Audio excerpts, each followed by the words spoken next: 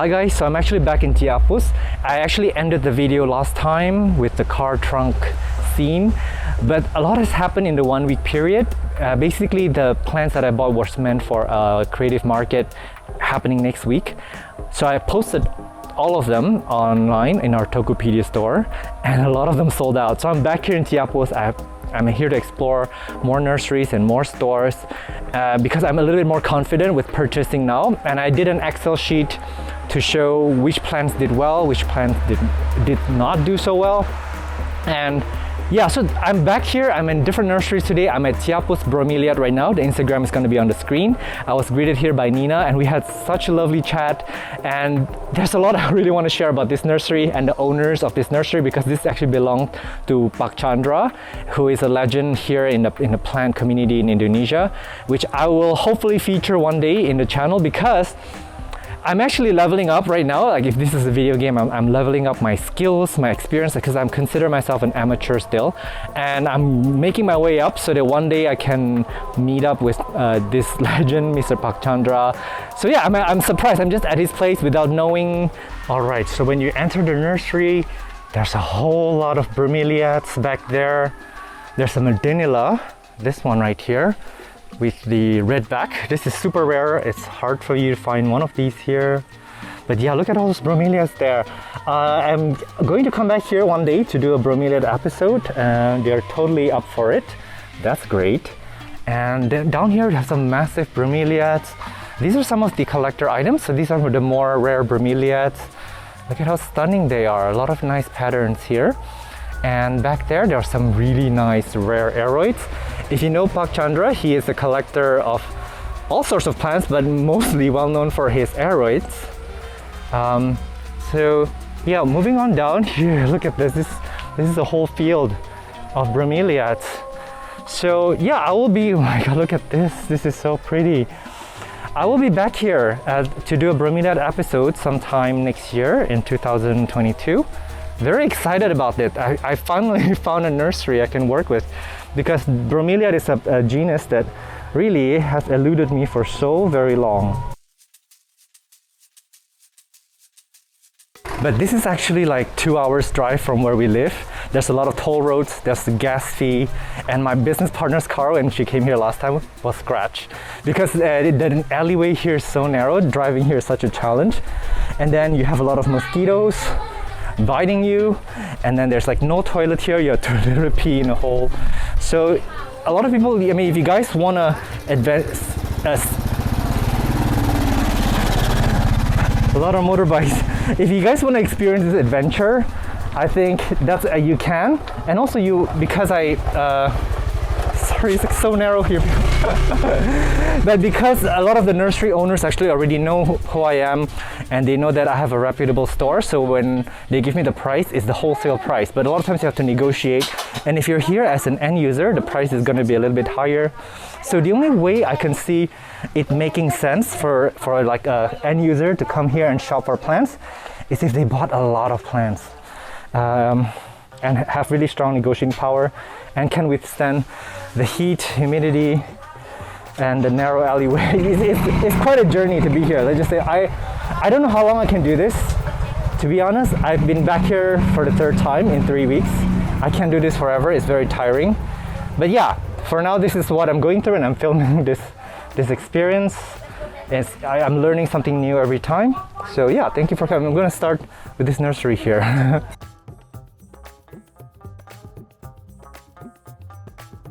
So I found this begonia here. Look at how beautiful it is. And this is actually a bigger pot, but we don't have room for something so big. And peperomia, how cute. So I'm going to be looking at these smaller pots. They're a lot more affordable, but they're so small. And the pot is actually quite big, so I might get this and repot them to a smaller size. And I don't know if this is going to be ready for the event. The more I study this begonia, the more I like it. Look at how different each of these leaves are. That's also the same begonia, but they all have very, very different leaves. I believe it's probably light factor that causes them to have different pattern on the leaves, or maybe they're just a hybrid, and sometimes they display more of the mommy or one of the daddy genes. Yeah, I'm definitely getting some of these Ooh, and it smells like goat poop here. I think they use a lot of the goat poop for fertilizing. We definitely have to repot these. So I did not get that begonia. I missed the 0. So it's actually 250,000 for the small pot. There's no way I can sell it at a markup. There's some really cute Begonia maculatas. I really want to stock these up because I can't propagate them in time. They sell really fast and I'm getting chewed alive by mosquitoes. There's just so many mosquitoes today. Maybe it's the weekend and the mosquitoes are also out. So I managed to get some begonias and some really interesting looking ferns. They look like ostrich feather. It's really pretty. They're not cheap, but I can imagine how they would look hanging on a macrame. It will have this bohemian vibes. Oh my god, but I only managed to get 2 of those because that's all they have. There's gonna be some construction noise coming up. I don't know if you can hear me. But yeah, and I got some jewel orchids at a steal, but then I need to actually rehab them and let them look a little bit nicer before I sell them. Well, you look at this Begonia Torch. Really nice, thick, leathery leaves. They're just reaching out of these gates. Actually very nice. We have a lot of those and they're quite slow moving. I don't understand why. They're just so beautiful. Look at that. Really, really beautiful. But a lot of people are growing this out. This is an easy begonia and they propagate and grow really fast. Maybe that's why the supply is so overwhelming. But it is a beautiful begonia. If you're new at begonias, this is one that I recommend to start with. There's an empty land here. My goodness. One day I really hope I can have my own. Yeah, I'm just leaning against this wall here, enjoying the moment. Look at how simple life is back here. It's just families, and there's like no street lamps. There's not a whole lot of distractions here. Really, really peaceful, and I hope one day I can have my own little piece of land. And I think the fact that there's so much construction going on in here, it shows that the economy is really quite good in this community because everything is powered by plants. So that's really nice to see. And this one here, this is also like one of the huts. I'm just gonna quickly show. Voila! It doesn't look like much from the outside, but yeah, I don't think there's anyone here though. Interesting. Those are the begonias that we were looking at earlier, the one that's super expensive. I wonder how much they're selling it for here, but it's like there's no one here and I don't want to impose. Look at that melanochrysum just hanging out there. That's really pretty. And there's some Anthurium veitchii here. Some more Anthurium veitchii back behind this wall. So pretty. Look at that. It's so big. Focus, focus. Yeah, it won't focus, but yeah, this is a really nice garden. Actually, by the time you see this video, it'll be a few months later because I do film in advance. But at this stage in time, I'm actually, I'm always looking at myself in the camera and not like on the lens. I don't know if that's a problem with many people, but yeah, that's why I'm sometimes like not looking at you guys. That's because I'm looking at myself. But anyways, I am planning on a road trip around Indonesia from Jakarta to Bali, and I'm gonna stop by nurseries along the way. Hopefully I'll find more suppliers. I'm also looking for crafty places like pottery, macrames, woven pots and things like that. So that'll be an interesting road trip to document. But I'm debating between that or Bangkok. So I don't know which one it will be, but yeah, I guess you'll know by the time. So the road here, if you can see, it's really, really treacherous. That's like a trench. You could really fall into it. And there's no street lamps here, so it's really easy to just fall into something and they'll discover your body in a week's time. But yeah, this is quite an adventure. Yeah, there's a nursery back there and there's someone. Yeah, I'm not sure if I should go in or I'm very shy. Sometimes you have to be a little bit shameless. And this one is cute here. There's some cryptanthus here, some really beautiful begonias happening back there. Focus, focus. There. Yeah, but there's no one here, I guess. And the thing is, the place is padlocked, so we can't go inside. Yeah, there's just a lot of these home growers here. Man, and somebody has actually suggested for me to do a nursery tour for foreigners. Look at these really beautiful syngoniums down here. And that's actually something that I even thought of before. Those are some beautiful calatheas. There's something that I've been thinking about doing, is to bring people here so that they can enjoy Indonesia, that we can appreciate plants, because language is a big barrier here. None of them speak English. There's just so many plants. I really want to connect it to the world, but I think I made it abundantly clear that I have way too much responsibilities as it is on my hands, because I now have 5 businesses to run, and I'm not really focused on any of them, and I should be, because whenever you do things, you really do need to have focus, because that is one of the surefire way that you can succeed.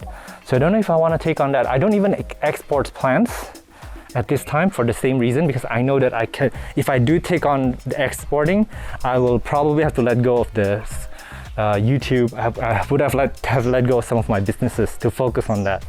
So yeah, some people also say, delegate, just hire people. It's not that easy, trust me. I think here in Indonesia, it's really, really difficult to find someone, who can speak English or have certain skill level that I kind of demand. Because a lot of things I do are hands-on, are very creative. Look at that, that's behind me. These are all little farmhouses. I'm very particular, I'm a very creative person. I wouldn't let anyone edit my videos. I have to edit them myself. I even created the music for the channel. I film everything myself. I have a lot of creative control. When I'm shopping, like now when I'm shopping for plants, I'm actually studying the form. I'm hand-picking the plants one by one, because I have an idea of what kind of pot I want them to be in. So it's very hard. It's actually very easy for me to say, okay, I'll just hire someone to, let me flip this camera. Sorry, I'm distracted by this. Look at how cute this is. Look at that. Yeah, so what was I saying? Yeah, I could have just hired someone to do the shopping for me, but I don't think it's going to be the quality that I want. They're not going to find, the right idea, because I have the styling in mind. I also kind of study the plant trends a little bit. Yeah, that's why it's a little bit hard. For my other businesses, I'm very hands-on as well. I do the photography, I do the content creation, I do the product development, and those are the things that we cannot really outsource.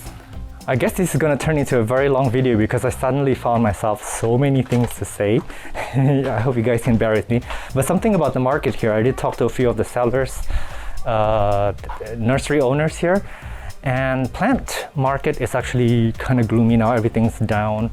So somehow, because of my posting last week of all these new plants that I got, my plant shop has exploded with activity, and people are buying. Even the plants that are propagated before that we have posted, those are moving really fast. So I guess my strategy is to continue acquiring more plants, propagating more, and then posting them, because that will generate traffic, because we actually already have traffic and people are looking at our store, but people aren't necessarily finding things that they want. So I hope that I can work with some of these farmers or nursery owners very closely, and we can support each other's businesses, because in the past I really thought about propagating everything myself, because I enjoy doing that, and just being here, just looking around and seeing how this whole community has thrived from plants, and how they can actually grow plants a lot better than I can, because there's so many specialty farmers here with land. They have cheap labor, and they also have the know-how. They have the decades of experience growing these plants. So yeah, I'm finding that I really want to work with these people, and some of them are getting to know me, some of the ladies here. So yeah, I'm quite enjoying this new relationship that I have with these people and also this community here. And I'm looking forward to coming here a little bit more, but not too much, because this is very, very tiring. I'm actually in the next spot here. This is the Platycerium. This is actually where we started our first video, at the Platycerium place, which I found out later is the same partnership with the Ciapus bromeliads. So actually, a lot of the nurseries here do work with each other already. They know each other very well. They have some form of partnerships. So yeah, I'm gonna get some more ferns, because we did sell half of the ferns that we got last week. And guys, they have some really crazy beautiful ferns here. Look at that. We didn't see this last time. This one is setting spores. Very nice. They look like corals.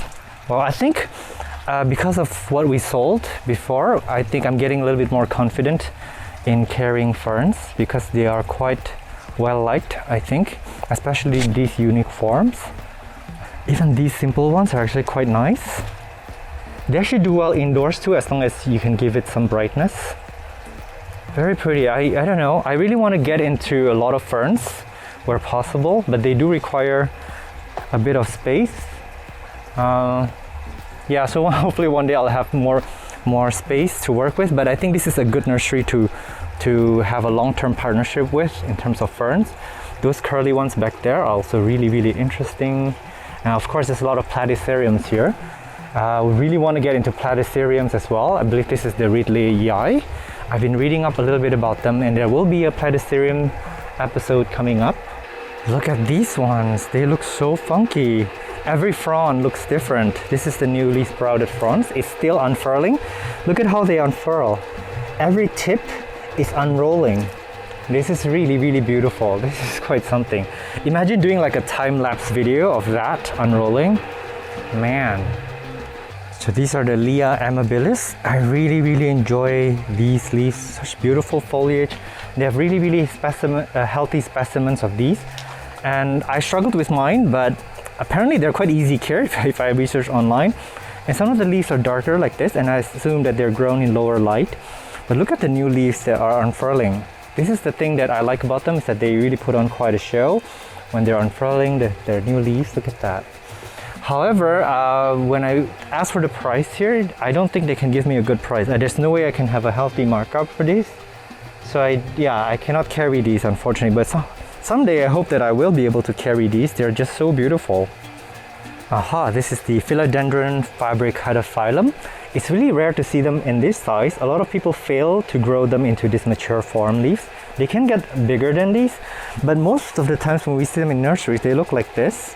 The leaves are very regular. I tried staking up mine a moss pole. It did not give me this mature form leaf, which is why I propagated it, because I want multiples of it. And because I propagated it, I probably set it back to a much younger age.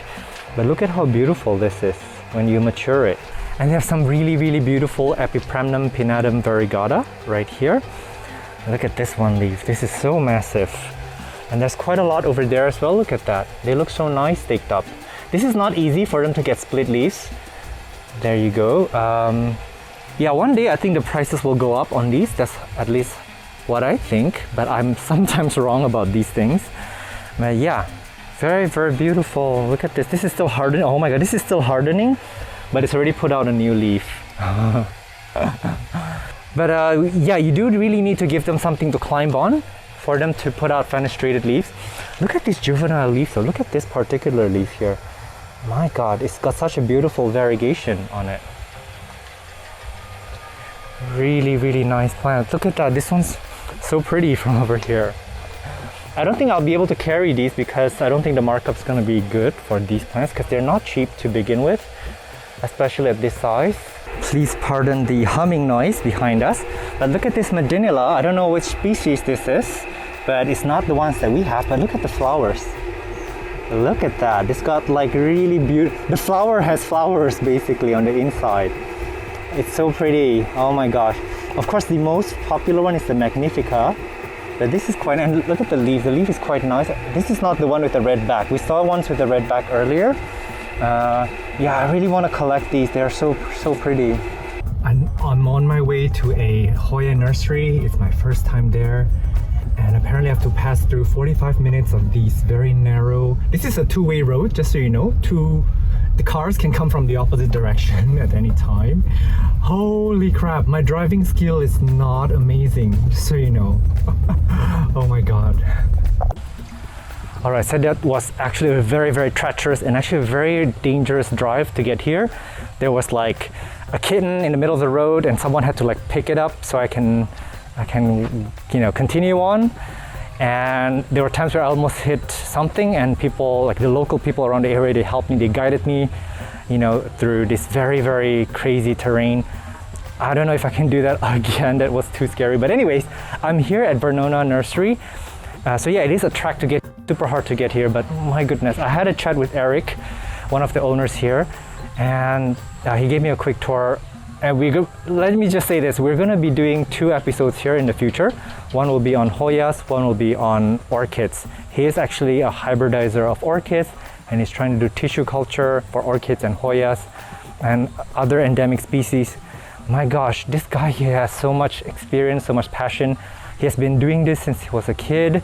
And he had some really interesting commercial insights about how to sell plants, how he ran his business, which I'm not going to share all of them here, but I find it very unique, very interesting. I learned so much, and I'm really thankful to be here. It's so nice out here. There's like a rice paddy behind me. But before I let you guys go, I'm going to end this video really quickly with just a preview of this space here and the plants here, so you know what's coming. The first greenhouse up front here, this is, let's see if I can, oh my god, no, it's not a sliding door, sorry. So these are the plants that are ready for retail. People can just come and buy them. Very, very interesting. I really love how organized everything is here. I think this is a caudata, Hoya caudata. I don't know what, this is actually quite interesting. This is the pachyclada coming to the market hot. I don't know many of these Hoyas. Some of these are quite new to me, sigillatus. But I also have lost touch with Hoyas lately. I'm so sorry because I've been so busy with my business stuff. Beautiful, beautiful sun-stressed Hoya sunrise. I've been really busy with my business and moving and all that stuff. But I'm really glad to be here to rediscover this love for Hoya. Look at this here. These are all ready for sale. And look at this orchid. So he actually hybridizes some orchids, and he has some hybridized orchids from other people and also some species here. I managed to get some for the event. So there will be some really cool like orchid that is mounted on the event. I'm really glad because I've been looking for it for a long time. Look at how nice these guys look. Look at this. This is so beautiful. It's so elegant. My goodness, because this is actually how Hoyas grow in nature. I believe this is the Sulawesiana. So interesting. This single lone stem of Discredia Numularia variegata, just hanging down like a pendant. Very, very nice. I'm in love with this place. I can be here all day long, and I will be back despite the crazy driving here. So I'm in this hut, and I'm accompanied by all these beautiful orchids. I really love this for its glossy leaves. And this is actually a little bit more expensive, so I don't think I'll be carrying it for this event, but maybe to consider in the future. I'm trying out with something more affordable over there because I wanted something that's easy care and something that people can buy without hesitation, and more like a gateway orchid, if you will. And this is what Eric recommended for me. Ooh, I tripped on something. This is a dendrobium. Look at how beautifully they cascade down. And this is the mount that they're on. It's on a little bit of a wood mount. Look at all the roots. So these guys, let me show you the flowers. Bam! How cute is that? They actually smell like bubblegum. Super nice. I really can't wait to get back here to talk to Eric about orchids. He's very passionate about them. And this is the second orchid that I got. This is very cute. Look at all these bulbs. And this is what the flower look like apparently. They're very insignificant. And this is a very inexpensive orchid, but they look really nice mounted. Imagine them textured with like staghorn ferns, other ferns, with like air plants and other orchids. Like it's just a beautiful styling piece. So I can't wait to have some of these in stock. All right, so you're in for a treat. Look at all these orchids. Ta-da! My goodness, everything is organized so well. Everything is labeled. I freaking love it. It's like I'm in heaven now. This is a really, really beautiful space. This is exactly what I dreamed of in an orchid nursery. Look at this. Just look at this, just rows and rows of orchids. They're all different. Oh, there's a lot of hybrids in here. This is Phalaenopsis, I believe. I really just want to do a catwalk down this aisle. Look at these ones right here. So some of them are hybridized by himself. There's some mini Phalaenopsis. There's all kinds of orchids. I'm just very excited. I don't really know them that well, but I'm excited to do this episode. I have a feeling it might be a pretty long episode to come about different species of orchids. This one's a little bit variegated, huh? Interesting. And then these are really, really nice with the spots on the leaves. and they sometimes are hybridized, so the hybrids also have some of these spots. So Eric, he is a proponent for propagating endemic plants, and this is one of them. This is a Schismatoglotis, if I'm not wrong, or this is a Homalomina, but I don't really know the species. And this is just coming in hot from the forest. So we're talking about how we want to preserve the species by growing them out. He's trying tissue culture with these, but he's saying that local endemic species, some of the aerates, are actually very challenging to tissue culture. So we don't really have the formula for that yet, but hopefully someday we do.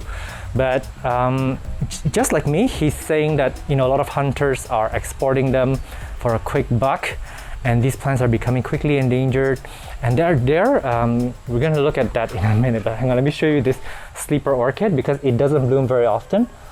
So yeah, he cultured this, and this is one of the few ones that you can find in Indonesia. This is apparently a very difficult orchid to care for. Look at how beautiful the flower is. Yeah, so I have to film this today because the next time we come back here, this may not be in bloom. But here, back to this table, there are a lot of endemic Hoyas, and there's one Discredia in particular that I want to show you. This one, this actually looks like the Discredia Ovada, and he said that this is actually the Discredia Ovada taken from the wild, because some of the Discredia Ovada that we have these days are actually selective bred for its beautiful, you know, round watermelon-shaped leaves. But in fact, in nature, they can look something like this. So this is a way to conserve the local species, because Hoyas, they do change form over time. And again, Hoyas are actually selective bred. So when a Hoya has certain mutation like this pubic calyx splash, when you have like the splash, people just cultivate it more and more, and so you have this as the dominant species in the market. But over here, he's also conserving them by, keeping some of their natural forms, studying them, multiplying them, and maybe even discovering new mutations along the way. So this is super exciting. I'm happy to be here, and I'm glad that we had this talk. There's just so much passion for diversity, for conservation, for plant care, for hybridization. This is a Homalomina that he was talking about. He's trying to grow them out a little bit more. And here are some Hoyas. Let me see, what else am I missing here? I'm like running breathless here. And these, oh my gosh, look at this one. Oh, look how teeny tiny they are. Oh my god, and all that came from this. I'm just in awe by orchids. Look at this one flower here too. I could just do a whole orchid day here. These ones are also super teeny tiny, and I don't know if I mentioned this before in this channel, but I actually love orchids for their leaves, not necessarily for their flowers. And it's just been a thing that I had with orchids this whole time, and this is why I was looking forward to visiting Thailand, because they have some amazing orchids and they display them very well, and that's something that I haven't seen until today. So glad I'm here. So I'm just greeted by rows and rows of orchids. Some of them are in bloom, and he did tell me that some orchids actually do bloom. Their spikes do continue on, so when they're done with flowering, some of the spikes can grow meters and meters long, but that only applies to certain species of orchids and certain hybrids. That's why he says sometimes you don't want to cut the flower spike off. So yeah, look at this one here, it's so beautiful. And this one I really love for their leaves. Look at how beautiful the purple tint is on these. Yeah, there's some huge, massive certospermas over there. So he does dabble with a little bit of aerates, and that's an alocasia. Yeah, look at the beautiful wall in the background. Oh my god, and this is the beautiful, beautiful sunset. I'm almost done filming. I've just got one more greenhouse in there to show you. This is that last greenhouse. So this is where they're propagating a lot of plants, and I really, really love how systemic they are with labeling everything, with putting everything in order. This is one of the most orderly nursery I've been to in Indonesia. This is almost like American European standard. I adore being here. Look at how beautiful this is. So stunning. Oh my goodness. I have so much respect for this space. Oh my goodness. A lot of Hoyas right down here. And this one is actually the Hoya linearis, and judging from this, I think it's not something that is grown well here in Indonesia, because I know that in Europe and the US, the Hoya linearis are so robust. They grow very quickly. They grow very bushy. I have a challenge. I have a video which I'm gonna link up above on the Hoya linearis care and propagation. I have many tiny pots because I keep propagating them, but I also lose too many of them from overwatering and also from mealybugs. I don't think they like our humidity at all. So I guess this is it. I mean, I will end this video here because this is such a sweet ending with this beautiful sunset behind me and this beautiful discovery right in front of me, and this friendship that I hope Eric won't mind, because I have been asking him with so many questions. I'm very passionate, and I hope that, you know, we can do 2 more episodes here in the future regarding Hoyas and also orchids. Yeah, thank you so much for watching, and I hope that you guys have learned a little bit about the industry here, what goes behind the scenes in plant sourcing, plant production. And comment down below if you notice anything similar or different from your country. Yeah, and thank you for this beautiful journey. Thank you for coming along with me. I'll see you in the next video. Bye.